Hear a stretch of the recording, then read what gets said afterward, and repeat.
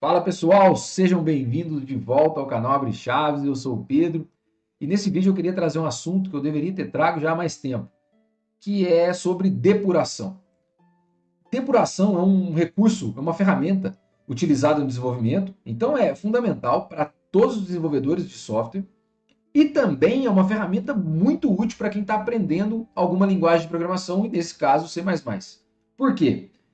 A depuração, e aí no caso que eu estou falando de C++ e Visual Studio, possuem dois recursos que são muito legais. Que primeiro é o que está presente em qualquer IDE, em qualquer coisa, qualquer ferramenta de desenvolvimento, que é o fato de você conseguir parar o seu código e olhar quais são os valores que estão em memória naquele momento.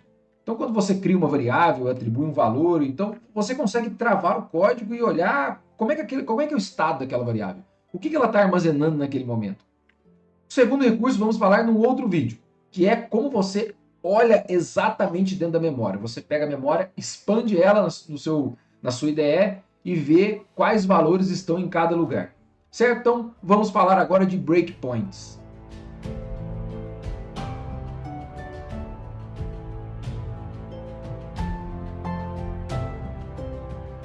Beleza, então aqui mais uma vez com um projeto vazio, certo? Vamos mostrar. Imagina aqui então que eu tenho, enfim, um projeto normal, onde eu tenho uma variável inteira que recebe, aliás, uma variável inteira, a declaração de uma variável inteira, e logo em seguida esse valor recebe 10, e depois eu vou exibir esse valor no meu console.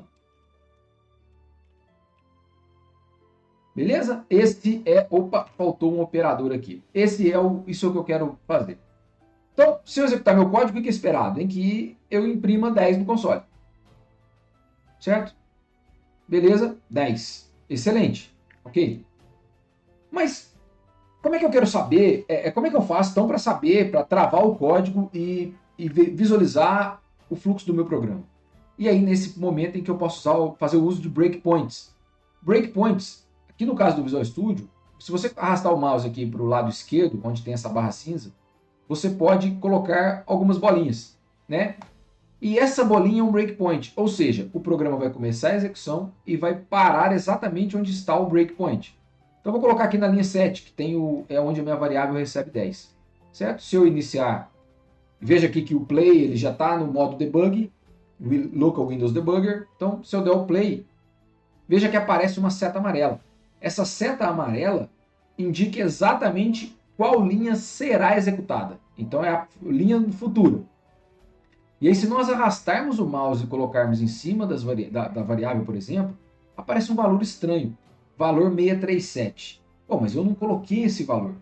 E aí é onde veremos no próximo vídeo. Porque quando criamos uma variável, a IDE, né, o compilador faz o seguinte: memória, aloca um valor para mim aí e que eu vou utilizar. Mas aonde? Não sei. Só me aloca o valor e me dá o endereço. Tá bom, então eu sei o endereço, mas eu não sei qual o valor. Essa parte da memória foi utilizada em outro momento, para alguma outra coisa. E aí é onde aparecem esses números estranhos. Voltando aqui na depuração, a depuração existem alguns comandos que são básicos e estão presentes em outras ferramentas também. Que é o caso de você fazer um step into, ou seja, se eu tenho uma função eu consigo entrar na função. É o step over, que é ir para a próxima linha, ou tem o step out, que é sair da função que eu estou. Normalmente a gente trabalha muito com step over para ir pulando de linha em linha, e quando encontramos uma função, a gente pode utilizar as outras operações. Mas vamos lá.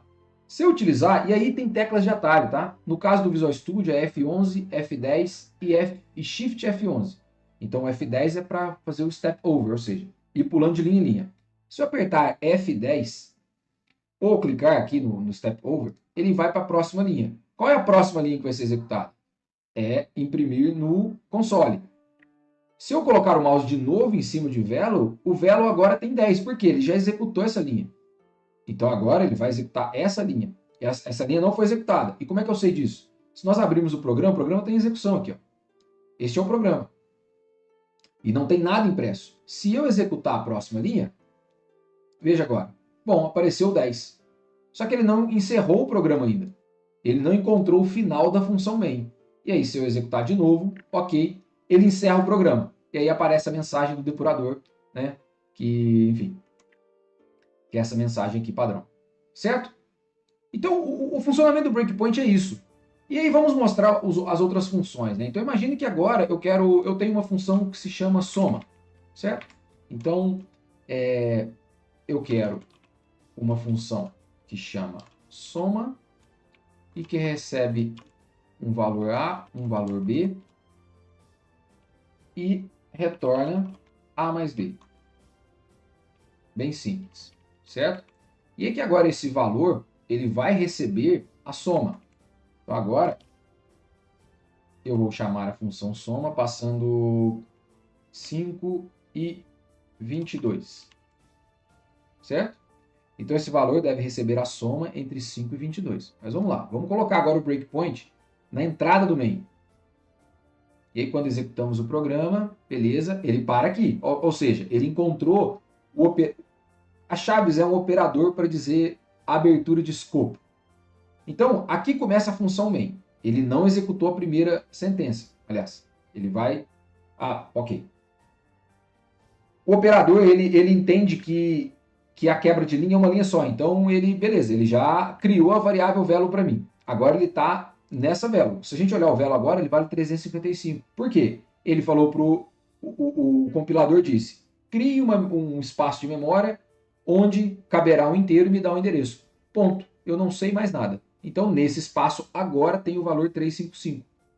Esse valor é lixo. A gente não precisa se preocupar com ele. E aí, aqui no momento, ó, se eu der um step over, ele vai para a linha 14. Mas se eu apertar um step into, ele vai cair dentro da função soma. E aí eu posso fazer o mesmo processo. Fazer um step over e, ok, colocar o mouse em cima, olha só, o A vale 5 e o B vale 22. Por quê? São os argumentos que eu passei aqui na linha 12. Então, se eu passei esses argumentos, ok, ele vai, a princípio, ele vai retornar a soma e voltar para o ponto onde ele entrou na função. E agora ele continua a execução. Por quê? Primeira coisa, quando nós chamamos uma função, ele executa a função e no retorno dessa função, ele atribui o valor. O velo ainda vale 355. E aí, se eu executar essa linha, ok, agora o velo vale 27, que é o resultado da soma entre 5 e 22. Certo? E mais uma vez, ele vai executar o stdout. Beleza? 27. Se a gente der um contínuo, ele vai até o próximo breakpoint. Como nós não temos, ele vai encerrar o programa. Beleza? Uma outra coisa é o step out. Então, se eu executar esse programa e continuar caminhando, entrar na minha função. Comecei a função. Beleza, eu só quero saber se ele entrou na função. Porque pode ser que você tenha ramificações do seu código e não sabe se alguma condição específica está sendo respeitada. Beleza, ele entrou, só quero saber. Eu posso fazer um step out, ele volta para onde ele foi chamado.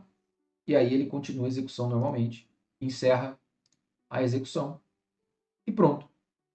Essa é a função do breakpoint. Veja que legal, olha como é importante sabermos parar o código para entender os valores que tem. Porque você aprende sobre a ordem da operação, né? A ordem dos operadores, função, operador aritmético, operador lógico. Dá para a gente saber como são realizadas essas contas, a ordem que elas são feitas.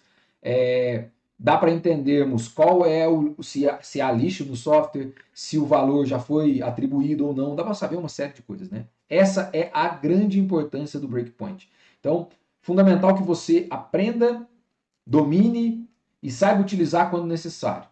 Fechou? Então, espero que você tenha gostado. Aquela curtidinha, um comentário, se tem algo a adicionar neste vídeo. Fique à vontade, sinta-se em casa. E é isso aí, até o próximo. Valeu!